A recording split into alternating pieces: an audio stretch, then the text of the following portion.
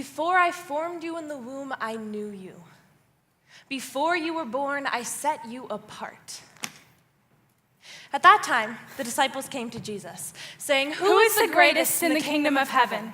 And he said, "Truly I tell you, unless you change and become like little children, you will never enter the kingdom of heaven." My daughter, don't be afraid. He took her by the hand and said to her, "Talitha cum," which means, little girl, I say to you, get up. You are altogether beautiful, my darling. There is no flaw in you. Now there was a famine in the land. They were hungry and thirsty, and their lives fainted within them.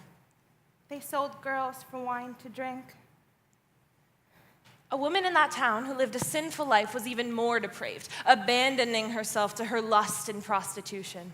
Now in the street, now in the market, at every corner she lies in wait. I shall be mistress forever. It was the woman who was deceived and became a sinner. Some of the wicked men of the city surrounded the house. Pounding on the door, they shouted, "Go into the prostitute's house and bring her out, and all will belong to her." They put her in front of the crowd. They raised their voices and shouted. Women should adorn themselves in respectable apparel, with modesty and self-control. Or do you not know that the unrighteous will not inherit the kingdom of God? For God will judge the adulterer and all the sexually immoral. She put her hands on her head and went away, weeping aloud as she went. My soul is in anguish. How long, O Lord, how long? What has happened before will happen again. What has been done before will be done again. Lord, take away my life, for it is better for me to die than to live. She was once full of justice. Righteousness used to dwell within her.